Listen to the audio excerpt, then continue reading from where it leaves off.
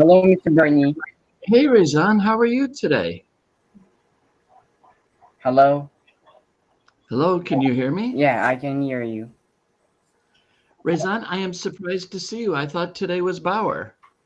I'm surprised to see you as well. I don't think I'm getting in the class today.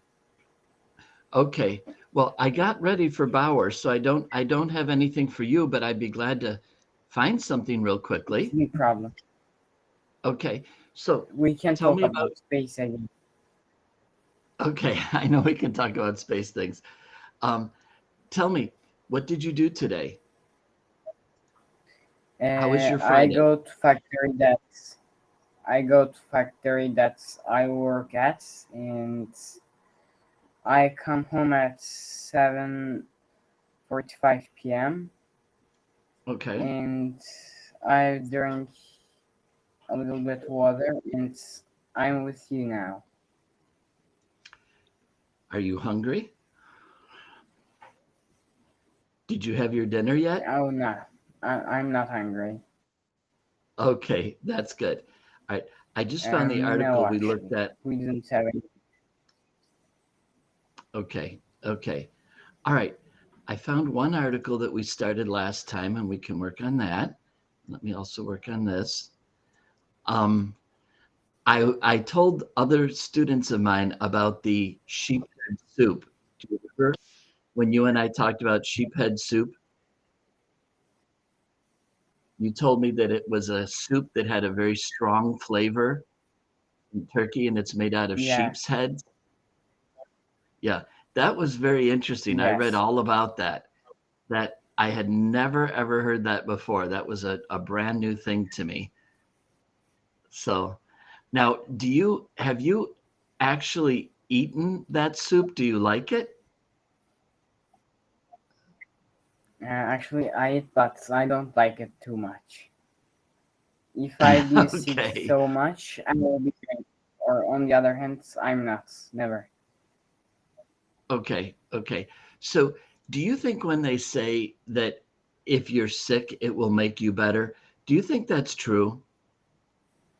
Actually, because of its hot and it's something from animal, it's healthy. Mhm. It Mhm. helps to be better for you. Okay. Okay. Because, Like you I have a may have headache told you and the other day. you Right. can't Right. walk so much, you can drink it Mhm. and you feel better for some hour until you go Yes. doctor and come back. Now, I may have told you this before, but in the United States, that's what they say about chicken soup. That Oh, if you're sick and you eat chicken soup, you will feel better. And I remember when I was a little boy that if I didn't feel well, my grandmother would fix chicken soup with noodles in it. And she said it makes you better. So I don't know if that's true, but that's what my grandmother said. So, all right. My friend, let's remember the last time you and I met, we talked about two words. When we talked about the sheep's head soup, we talked about this word. What do you remember about pungent? yeah. Pungent is something have a so feelness taste or something other. Right, right. A strong taste, sometimes a strong smell, but that would be Yeah, pungent. Very good. I'm glad you remember that. Now, and then also there's this word. We talked about vexatious. What does it mean if vexation. something is vexatious? Vexatious is something like you have talked with your one of your friends about something private, and some other friends come near uh, us and say to your friend, "Can you come with me for 5 minutes while you are talking with him?" Okay. And that could be vexatious. Yes. Vexatious is something that bothers you or something that annoys you. And sometimes it happens many times. last night my wife and I were watching television, and when the movie was over, I looked at my arm, and several times I did this. I had about 7 mosquito bites on my arm. So Wow. a mosquito must have gotten into our house. It didn't bite my wife, not even once, but it bit me at least 7 times. Mosquitoes like me, I guess. So, all right, that was kind of rough. All right, my friend, and let's look at this word. How do you say this word? Pacify. Try it again. Pacify. That's really close. That's really close. First of all, I like how you said that CI sound, because when the letter C has an I after it or an E after it, it sounds like S. So passe, passe. Now, this part is tricky because FY can make a phi sound or a phi sound. Here, it's a phi sound. So this word is pacify, pacify. Okay? Pacify, Okay. right. You know that about Y, that sometimes when Y is the last letter, like the word pacify, the word try, the word fly, sometimes it sounds like I. And sometimes when it's the last letter, it sounds like E, like baby. Okay, so it can be either way. It's a little bit tricky. Now, I want to tell you where this word came from. First of all, pacify is a verb. And do you understand when I say Latin? Do you understand what Latin is? Kind of. It was the language of the ancient Roman Empire. Okay. Okay, the empire in Rome. So in Latin, they had a word pax. In English, it becomes the word peace. Okay? So if pacify is a verb, what do you think it means to pacify something? To go on well with. Right. Okay, so pacify means you make something go well, you make something peaceful. So let me give you an example, and I know you're not a little boy, but okay, I have some dolls here. So suppose this is a baby, and the baby is crying and crying and crying, and you take the baby, shh, don't cry, shh. I'm pacifying the baby. Yeah. Okay, shh, don't cry. Okay. If your brother got in trouble in school and comes home and he's crying and he's upset, and you say, Bauer, sit down, calm down, take a deep breath, you are pacifying him. Yes. Okay. Okay. Now, just so you know, pacify is a verb. This word you don't hear very often. I'm going to be honest with you. It's not real common. Can you say that word? Try it. Pacification. Right. Pacification is the noun. To be honest, pacify, I know the word pacify. You hear the word pacify. Pacification is not very common. Yes. Okay. Now, I want to show you one other thing.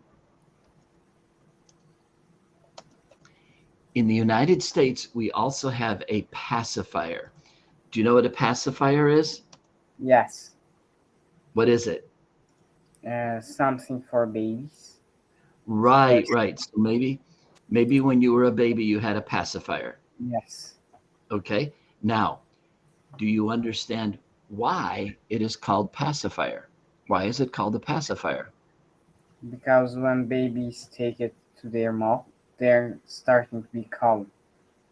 Right. It makes them calm. It gives them peace. Okay. Yeah. You are the oldest brother. I know Berfine, you were a baby when Berfine was born, right? Yeah, actually. Okay. But you were not a baby when Bauer was born. Yeah. Do you remember, did he have a pacifier? Do you Yes, remember? I remember it. Yeah. Some parents use them, some parents don't use them. Our middle daughter really liked her pacifier. Our oldest and our youngest, they were not very interested in pacifiers. Okay? Different children are. Okay? All right. Before we go on to our new part today, let me put the word back up instead of baby pacifiers there. Okay. All right. Do you know what this term means? What? Home phone. No, homophone. Okay, I'm going to write this. It's same as Turkish. Right. Same sound, different word. Okay, so Yeah. for example, these two words, they sound exactly the same. Yeah. Okay, but they are not the same word. They do not mean the same thing, but they sound the same. Yes. Okay, so today, teacher Rachel is going to teach two words that sound the same, but are not the same word. They mean two very different things. So let's move over here. Okay, let's listen up and then we'll talk about it afterwards. Build versus build. Two different words, two different spellings, same pronunciation. Build means you've been charged money. I got billed twice for the same coffee. Build means to make or construct. They want to build a treehouse in the backyard. Build, build. Build versus build. Two different words. So why are these words homophones? Because they reading as same, but they're so different things. Right. Now, that first build, B-I-L-L-E-D, you see Yes. what I wrote in the chat, but do you Yes. understand what that means? Yes, like I'm going to work, and when they give my money to me per month, I'm taking the money and put a place for a feature. Maybe I Okay. can use it. Okay. Now, Yeah. this is also build. Yesterday, I received a letter from the electric company, and they billed me $136 for electricity. Oh, okay. And so I have to pay $136 for electricity. When you go to a restaurant and you finish eating, they bill you. And so you get, a piece of paper and it shows what you ate and how much it costs. And then you have to pay it because they billed you for your food. Yes, of Okay. course. Now, what is the other build? What does that mean? To make. To make. Now, that one, I think you're familiar with that word, B-U-I-L-D. Yeah. I think you know that word. What is that word in the past? Build it. That's a good try, Raison. That's a good try. So here's build. It's a verb in the present. Okay. Now let's see if you remember this. You remember that? Yeah. Built. Built. Okay. And Raison, that's called an irregular verb. Yes. Okay. So walk is a regular verb. Walk, walked with an ed. Swim is not regular. Swim, swam. Okay. And build is not regular. Build, built. So you said builded, and that does make sense, but it's not correct. Okay. Okay. All right. I am. Okay. I appreciate you trying. That's always a good thing when you give it a try. All right. Let's do a little bit of reading. The other day, when you and I read, we were reading about this idea about what if the Earth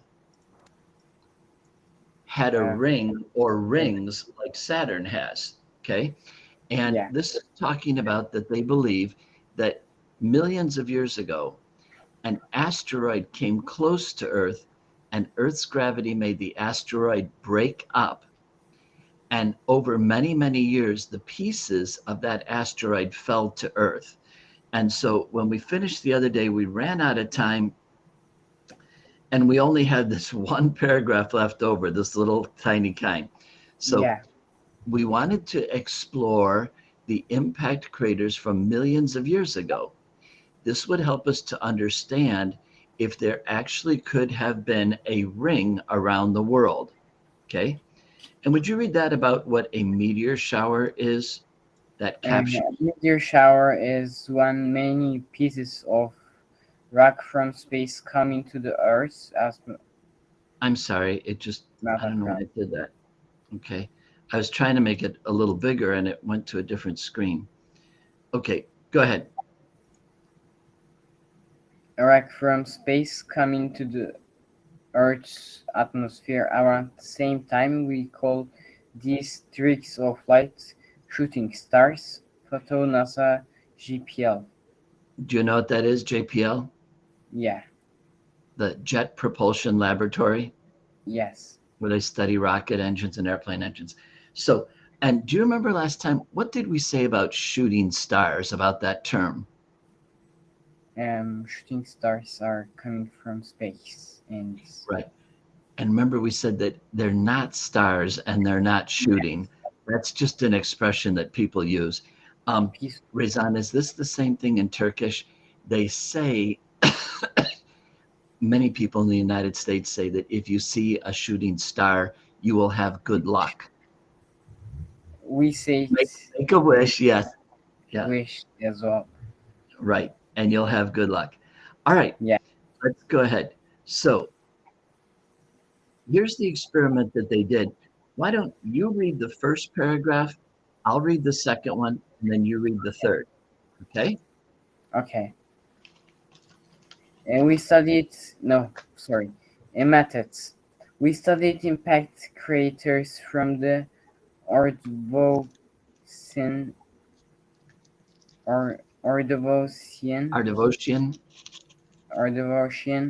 period, looked for evidence for withered Earths used to have rings. We looked at these impact craters a few different ways. First, we modeled the world's geography,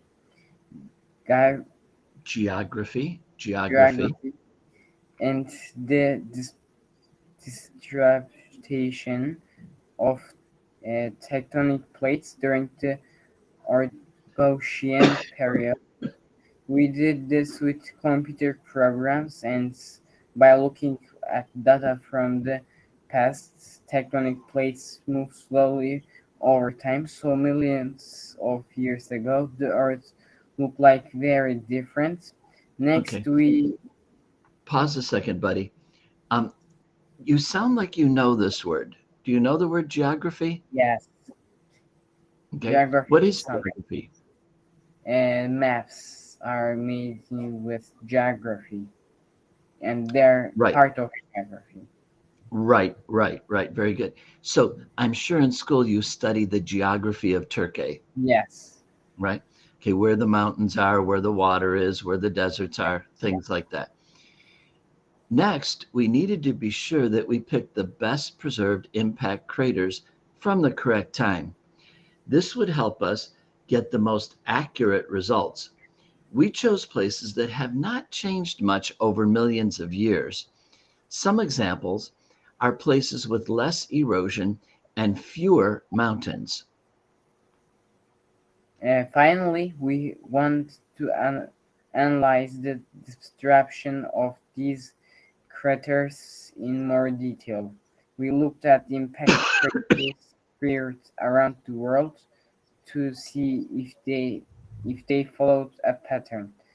If we just spread randomly around the world, then a ring around the Earth wouldn't be likely. We usually specially calculations to To work out this pattern, we also compared these accident impact craters to more recent ones. Very good. Calculations means math results. So for example, when you were real little, 2 plus 3 equals 5. That's a very simple calculation. Yes. Now, you're in high school, and I'm sure the math you do is much more complicated than 2 plus 3 equals 5, right? But you're still looking for calculations, okay? Yeah. And then also, this word, this is a strange word because the CI makes a sh sound. So ancient, ancient. Ancient. And ancient means very, very old. Ancient. And just because you said that, do you understand what impact is? Yeah. Can you show me impact? Impact. Okay. This is impact. I don't. Okay. Ready? It means to hit something very hard. So if I go like this, that's not impact. Okay. If I go like that, that's not impact. Impact is bam. Okay. So these are meteorites that hit the earth very hard, very fast. Okay. So let's see what they found. Okay. I'll do, well, I'll do the first paragraph. I guess it's just one paragraph. We found that the impact craters from the Ordovician period did follow a pattern. They were not randomly distributed around the world. We found that these craters were often found in clusters. These craters were often found in areas that were around the middle of the Earth near the equator. Would you read what it says for figure 1?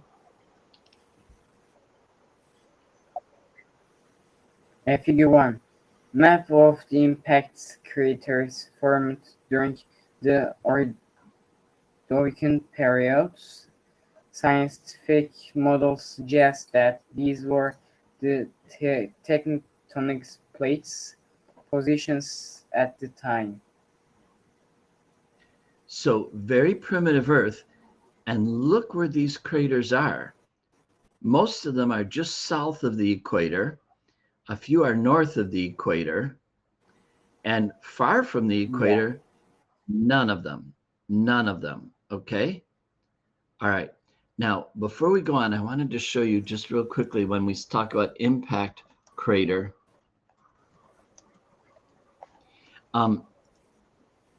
This is one of the most famous impact craters in the United States, okay? It's in the state of Arizona. Okay. It's called Barringer Meteor Crater in Arizona. I think I know. Yes. Yes. Now, do you know one reason that this crater hasn't changed very much? Because there isn't any tectonic plates around it. Right. Also, it's very dry. Yeah. And you know, rain washes things away. Well, it's very dry. And lastly, how much life do you see around this crater? 0. Virtually none. There are no trees, no plants, no bushes. It's just very dry. And that makes Barringer Crater that it doesn't change very much. Okay. Yeah. That it just stays the same the way it is. Okay. All right.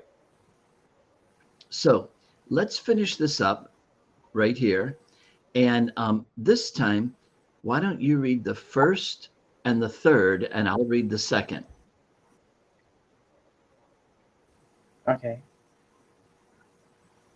And that pattern of impact craters near the equator does suggest that Earth might have a ring. We think the answer is that an asteroid broke apart as it came very close to our planet, Earth's gravity would have captured captured captured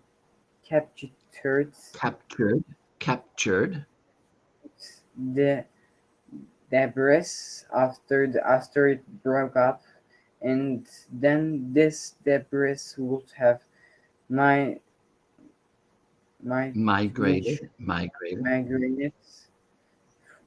from a ring around the Earth's equator, the rings around Jupiter, Saturn, Uranus, and Neptune are all positioned around their respective equators.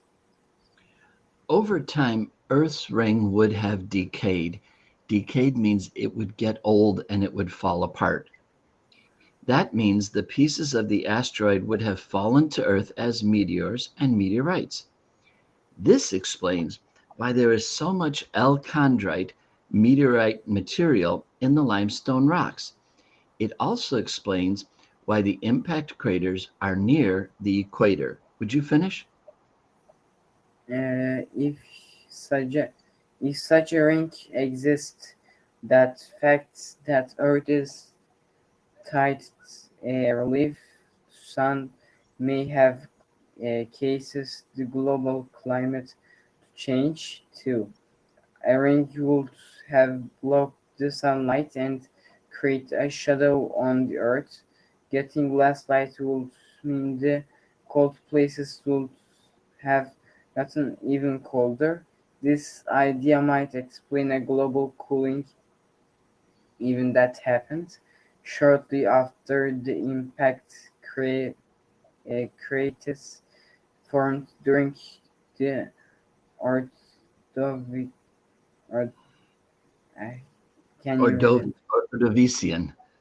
Ordovician period.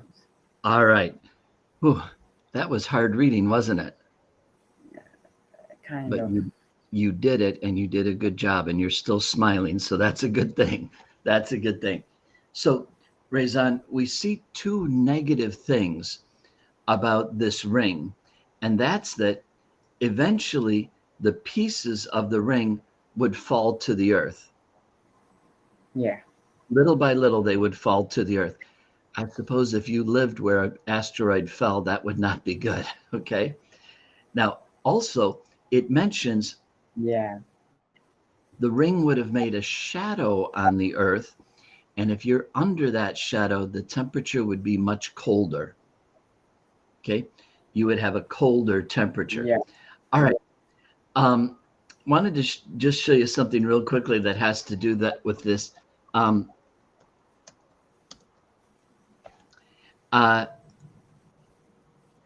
Recently, right here in Georgia, a meteorite was seen in Georgia falling from the sky, and some people got videos of it as it fell from the sky. So look at this picture here. This guy is just driving this car. Whoops. Show it.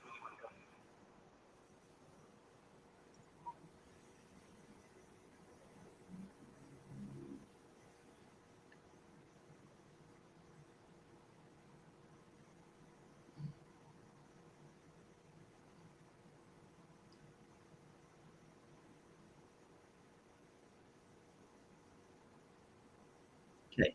So did you see those films of the asteroid falling down? I see them. Now here's the surprising thing. What was left of it hit somebody's house. Okay. Oh. And this person was able to find